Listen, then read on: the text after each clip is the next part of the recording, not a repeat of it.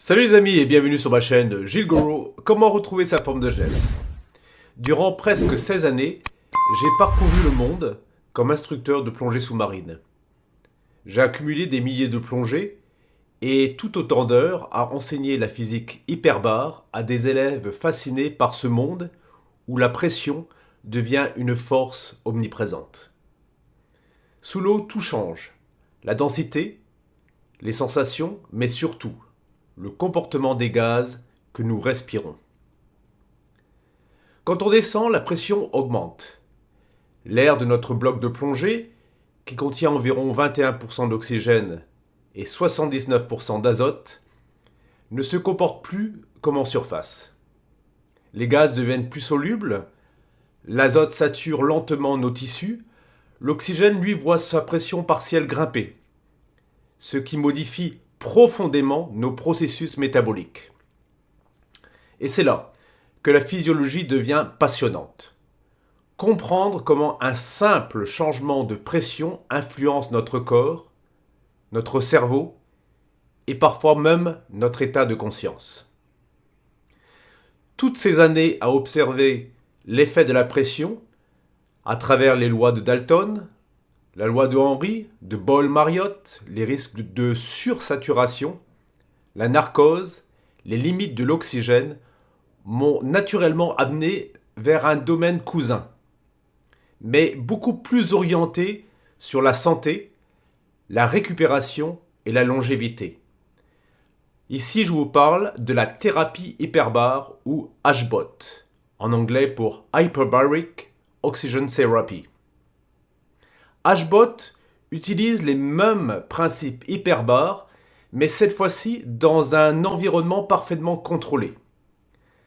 On respire de l'oxygène pur ou quasi pur dans un caisson pressurisé, ce qui permet de saturer nos tissus en oxygène d'une manière impossible en conditions normales. Les effets métaboliques sont profonds, à savoir une meilleure régénération cellulaire, une réduction de l'inflammation, une stimulation de la production des cellules souches et l'amélioration de la cognition. Un véritable outil de biohacking avancé pour optimiser la santé, l'énergie et la longévité. Dans cette vidéo, je vais vous montrer comment la compréhension de la physique hyperbare appliquée au monde de la plongée permet de saisir en profondeur la puissance de l'HBOT et pourquoi cette technologie devient un pilier incontournable du rajeunissement cellulaire moderne. Les amis, je vous donne tout de suite rendez-vous de l'autre côté de la vidéo pour découvrir ensemble ce qu'est HBOT.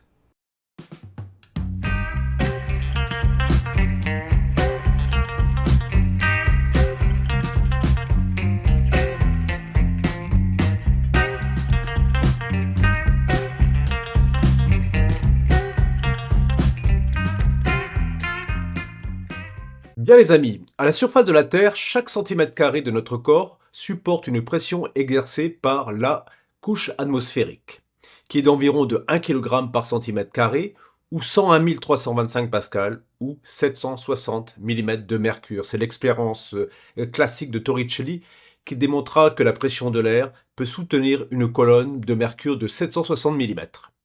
Cette pression appelée un atmosphère ou 1 bar est notre référence physiologique. C'est la pression à laquelle nos poumons, nos fluides corporels ainsi que les échanges gazeux sont adaptés depuis notre naissance. Contrairement à l'air, l'eau est 800 fois plus dense. Et lorsqu'on parle de la pression de l'eau, on parle de pression hydrostatique.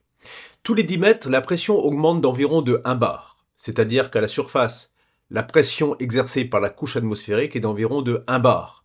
Maintenant, lorsque l'on descend à une profondeur de 10 mètres, la pression totale est de 2 bars, c'est-à-dire 1 bar atmosphérique exercé par la couche atmosphérique et 1 bar exercé par la colonne de 10 mètres d'eau. Donc, à 20 mètres, la pression sera de 3 bars, c'est-à-dire 1 bar atmosphérique plus 2 bars hydrostatiques. À 30 mètres, la pression sera de 4 bars, soit 3 bars hydrostatiques plus 1 bar atmosphérique. Chaque augmentation de pression va modifier de façon assez spectaculaire la façon dont les gaz se comportent dans les poumons. dans le sang ainsi que dans les tissus. La loi de Henry stipule que la quantité de gaz qui se dissout dans un liquide est proportionnelle à sa pression partielle. Donc en plongée sous-marine, plus la pression va augmenter, plus la pression partielle d'azote, notamment au sein des alvéoles pulmonaires, va augmenter. Et plus l'azote va augmenter, et davantage il va se dissoudre dans les divers tissus de l'organisme. Ce phénomène est représenté par la variable Tn2 pour la teneur tissulaire en azote ou la tension exercée par l'azote sur les différents tissus de l'organisme. Ce processus va dépendre de plusieurs facteurs. Premièrement, la profondeur. Plus vous allez en profondeur, plus la pression partielle d'azote alvéolaire va augmenter et plus celle-ci va exercer une pression au sein des tissus. Deuxièmement, la durée de l'immersion. Plus vous allez profond et plus vous restez longtemps et davantage d'azote va se dissoudre tout simplement dans les divers tissus de votre organisme. Troisième facteur, la perfusion des tissus. Effectivement, c'est la vitesse à laquelle l'azote va s'y dissoudre. Ensuite, quatrièmement, la solubilité de l'azote dans chaque compartiment tissulaire. Il faut savoir que les tissus gras vont absorber davantage d'azote. Cinquièmement, la pression partielle. Dans l'air, la pression partielle de l'azote est d'environ 79%. Et ensuite, de la température. Bien les amis, nous avons donc vu que la quantité d'azote que vous allez rajouter au sein des différents tissus de votre organisme lors d'une plongée sous-marine vont dépendre de plusieurs facteurs. La profondeur, la durée d'immersion, la perfusion des tissus, c'est-à-dire la vitesse à laquelle l'azote va s'y dissoudre, la solubilité de l'azote dans chaque compartiment tissulaire, la pression partielle, à savoir 79% d'azote au sein de l'air que l'on respire, ainsi que la température à laquelle le plongeur va évoluer. Alors, maintenant le plongeur a fait sa plongée, il va falloir remonter. Lors de la phase de remontée, la pression ambiante va diminuer. Donc automatiquement, si la pression ambiante diminue, la pression partielle d'azote au sein des alvéoles pulmonaires va diminuer. Maintenant, qu'est-ce qui se passe? Il y a de l'azote qui est dissous au sein des différents tissus de votre organisme. Automatiquement, si la pression partielle d'azote au sein des alvéoles pulmonaires diminue, eh bien, il va tout simplement se créer ce qu'on appelle un gradient de pression, c'est-à-dire une différence de pression entre la tension d'azote tissulaire, c'est-à-dire la quantité d'azote et la pression qu'exerce cet azote au sein des différents tissus de l'organisme, et la pression d'azote au sein des alvéoles pulmonaires. Maintenant, il va falloir garder un équilibre. Et ça, c'est très important. Si la sursaturation reste contrôlée, l'azote va se dégager par diffusion pulmonaire. Maintenant, si la sursaturation dépasse les limites critiques, à ce moment-là, des bulles d'azote peuvent apparaître dans les tissus et la circulation. C'est-à-dire que l'azote va passer d'un état dissous dans les divers tissus de l'organisme à un état gazeux. C'est un peu comme lorsque vous ouvrez brusquement une bouteille de Coca-Cola. Si vous la secouez et que vous ouvrez brusquement, eh bien, le gaz dissous initialement au sein du liquide, le Coca-Cola en l'occurrence, va tout simplement sortir d'un seul coup, se diffuser d'un seul coup vers l'extérieur et provoquer l'apparition de bulles. Alors, il faut bien comprendre que ces bulles d'azote qui vont apparaître dans le système sanguin, ce ne sont pas des bulles de savon, ce sont des bulles extrêmement denses. Et ces bulles extrêmement denses, qui ressemblent davantage à des microbilles, eh bien, vont arracher tous les tissus qui se trouvent à l'intérieur de vos vaisseaux sanguins. Donc ceci va entraîner un accident de décompression en bloquant tout simplement la circulation sanguine, également une embolie gazeuse, des douleurs articulaires et musculaires, des signes neurologiques extrêmement importants et des lésions endothéliales, comme je vous l'ai expliqué tout à l'heure, c'est-à-dire des risques de thrombose dus à l'arrachement de matière organique au sein des vaisseaux sanguins. Donc, comment éviter tout cela? Eh bien, des tables de décompression et des ordinateurs de plongée sont basés sur ces lois physiques et physiologiques qui vous permettent tout simplement de planifier en toute sécurité votre plongée sous-marine.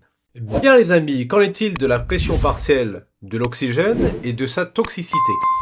Contrairement à l'azote, qui est un gaz neutre, c'est-à-dire qui n'est pas métabolisé par l'organisme, du moins dans la phase respiratoire, et qui a tendance naturellement à s'accumuler dans les différents tissus de l'organisme, eh bien, l'oxygène, quant à lui, est métaboliquement actif, c'est-à-dire qu'il ne va pas se cumuler réellement dans les divers tissus de l'organisme. Mais il devient toxique néanmoins lorsque sa pression partielle dépasse certains seuils. Dans ce cas-là, il peut devenir neurotoxique. C'est ce qu'on appelle l'effet Polbert. Il va se manifester généralement lorsque la pression partielle d'oxygène est au moins égale à 1,6 bar, voire supérieure à 1,6 bar. Alors qu'est-ce que ça signifie? Ça signifie que en respirant de l'oxygène pur à 100%, la profondeur maximum est de 6 mètres. Effectivement, à 6 mètres de profondeur, la pression est de 1,6 bar. Maintenant, si vous respirez de l'air comprimé, eh bien dans l'air comprimé, la valeur de la pression partielle de l'oxygène est de 21%. Eh bien, pour arriver à ce seuil de neurotoxicité de 1,6 bar, il va falloir descendre à une profondeur de 66 mètres. C'est la raison pour laquelle on évite à tout prix de descendre au-delà de 66 mètres en respirant de l'air comprimé. Il faut savoir que ces risques se manifestent par des convulsions hyperoxiques qui sont analogues à une crise épileptique avec blocage de la glotte, ainsi qu'une perte de connaissance. Généralement, en plongée technique, on utilise une limite prudente qui est d'environ de 1,4 bar, c'est-à-dire une pression partielle d'oxygène de 1,4 bar. C'est tout simplement une zone de sécurité supplémentaire. Bien les amis, nous avons vu ce qu'est la neurotoxicité de l'oxygène, communément appelée effet Polbert. Et maintenant, nous allons voir également que l'oxygène joue un rôle dans la toxicité pulmonaire, communément appelée effet Lorentz-Smith. Cette toxicité pulmonaire de l'oxygène peut se produire lorsque l'on s'expose longtemps à partir d'une pression partielle d'oxygène de 0,5 bar. C'est-à-dire, c'est comme si vous respiriez de l'oxygène pur à une altitude de 5000 mètres. Cela signifie que l'on peut respirer de l'oxygène pur dans un caisson hyperbare pendant 12 heures à une pression ambiante de 0,6 bar. C'est l'équivalent de respirer de l'oxygène pur à une altitude de 4000 mètres. Ou bien également, dans un caisson hyperbare, on peut respirer de l'oxygène pur pendant 45 minutes à une pression ambiante de 1,6 bar. On l'a déjà vu, c'est l'équivalent de respirer de l'oxygène pur à une profondeur de 6 mètres. Donc, lorsque vous faites une thérapie hyperbare, quelles sont les précautions à prendre? Eh bien, d'une part, la durée d'exposition. Parfois, il faut une alternance entre la respiration d'air comprimé et de l'oxygène. Et puis également, il va falloir surveiller la toxicité de l'oxygène grâce à des mesures. Alors les amis, dans un HBOT pour Hyperbaric Oxygen Therapy, le patient se trouve dans un caisson pressurisé avec de l'air. Une pression qui va de 1,3 bar à 2 bars selon les modèles. À l'intérieur de cette chambre hyperbarique, le patient va respirer avec un masque à oxygène pour un pourcentage qui se situe généralement entre 90 et 100%.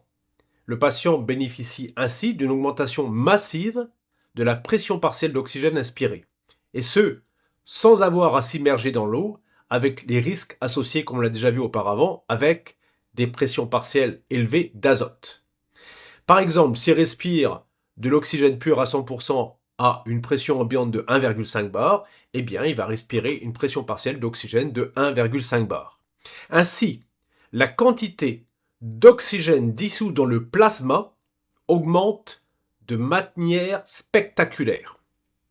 À 1 bar, le plasma peut transporter 0,3 ml d'oxygène par décilitre. À une pression de 2 bars, le plasma peut transporter de 4 à 6 ml d'oxygène par décilitre, et ce, sans même l'aide de l'hémoglobine. C'est littéralement une perfusion d'oxygène au sein des différents tissus de l'organisme. Cet oxygène dissous va diffuser profondément dans les zones hypoxiques, c'est-à-dire où il y a peu d'oxygène, dans les tissus inflammés, dans les régions ischémiques, c'est-à-dire qui sont peu irriguées avec du sang, dans les sites infectés et les tissus en phase de réparation. Bien les amis, pour conclure, nous allons voir ensemble quels sont les mécanismes physiologiques bénéfiques de la thérapie de l'inhalation d'oxygène de 90% à 100% en milieu hyperbare. La thérapie hyperbare active premièrement l'angiogenèse, qui est donc la création de nouveaux vaisseaux sanguins, et ce grâce à la stimulation des facteurs de croissance VEGF pour Vascular Endothelial Growth Factor, en français les facteurs de croissance de la partie endothéliale des vaisseaux sanguins. Deuxièmement, elle permet de réduire l'inflammation, et ce grâce à une chute importante des cytokines pro-inflammatoires, une chute de COX-2 qui est une enzyme favorisant la formation des prostaglandines essentielles dans les processus inflammatoires, ainsi que la chute des molécules d'adhésion endothéliale. La thérapie hyperbare permet d'oxygéner des tissus profonds, et ce même en présence d'œdèmes et de micro-vaisseaux altérés. En effet, le plasma est rapidement saturé en oxygène et permet donc l'apport d'oxygène dans des zones extrêmement reculées sans que cet oxygène ne soit transporté par l'hémoglobine. Quatrièmement, il permet d'activer la production des cellules souches grâce à une augmentation mesurable de la circulation des cellules souches à partir d'une pression partielle de 1,5 bar. Également, la thérapie hyperbare permet de moduler HIF1-alpha. En effet, la thérapie hyperbare va créer des alternances d'hyperoxie et d'hypoxie relative, qui envoient de puissants signaux de réparation. Sixièmement, la thérapie hyperbare a des effets bactéricides. Elle permet de lutter contre les bactéries anaérobiques strictes ainsi que les bactéries sensibles au stress oxydatif. Et septièmement, la thérapie hyperbare permet d'améliorer la neuroplasticité. D'ailleurs, elle est utilisée en post-AVC, en thérapie cognitive comportementale, dans les cas de neuroinflammation, ainsi que dans les cas de Covid long. Bien les amis, alors il y a des zones de prudence que l'on doit considérer si on décide de faire une séance d'oxygénothérapie hyperbare ou d'acheter sa propre chambre hyperbare. Premièrement, des risques d'oxygénotoxicité si la pression partielle d'oxygène est trop élevée ou alors si la durée d'exposition est trop longue. Soit des risques de neurotoxicité responsable de l'apparition de signes et symptômes similaires à une crise épileptique avec blocage de la glotte accompagné d'une perte de connaissance selon les principes de neurotoxicité exposés par Paul Bert. Également une toxicité pulmonaire responsable d'œdème pulmonaire et de la destruction du surfactant des alvéoles pulmonaires lors d'exposition à des hautes pressions partielles d'oxygène sur une durée trop importante selon les principes de la loi de Lawrence-Smith. Deuxièmement, il va falloir également considérer les risques barotraumatiques qui sont dus à une différence de pression trop importante sans un équilibre adéquat d'espace aérien inerte, c'est-à-dire des espaces dans lesquels aucun échange gazeux ne s'effectue comme dans les poumons lors de la phase respiratoire. Parmi ceux-ci, on peut citer entre autres les oreilles, avec notamment un espace qui est l'espace de l'oreille moyenne, qui est relié à l'arrière de la gorge par la trompe d'Eustache. Lors d'un rhume important ou bien de production de mucus trop important, eh bien, cette trompe d'Eustache peut se retrouver obstruée et dès lors, l'oreille moyenne devient un espace inerte dans lequel ne s'effectue aucun échange gazeux. Donc dans ce cas-là, il y a également un risque important de barotraumatisme de l'oreille. Il en est de même pour les sinus et également pour les dents. Parfois, il y a des cavités aériennes dans lesquelles aucun échange gazeux ne s'effectue qui peuvent également subir un accident barotraumatique dû à des changements de pression trop importantes.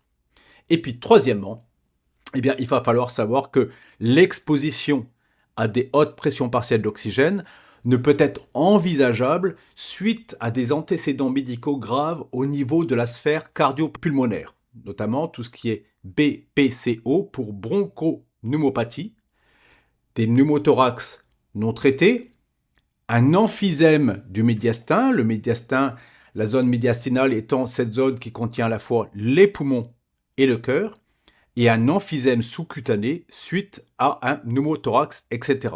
Donc tout cela doit être considéré, doit être pris en considération avant de faire soit une séance d'oxygénothérapie hyperbare, ou bien tout simplement d'acheter sa propre chambre hyperbare.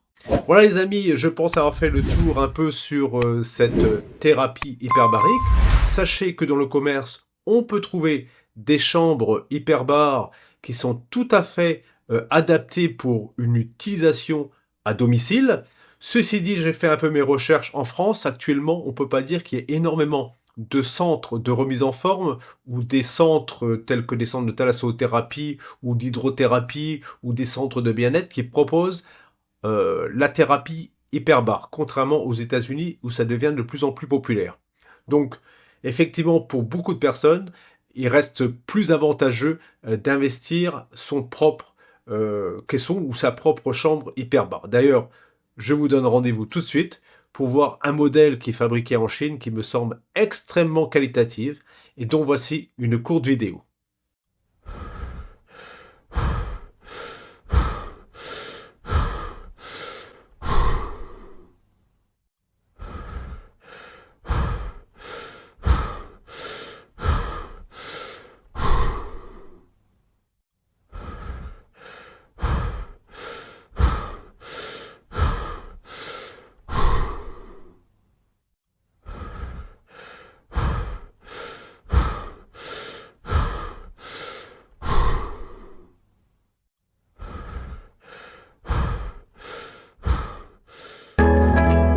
Welcome to Technoto Hyperbaric Chamber.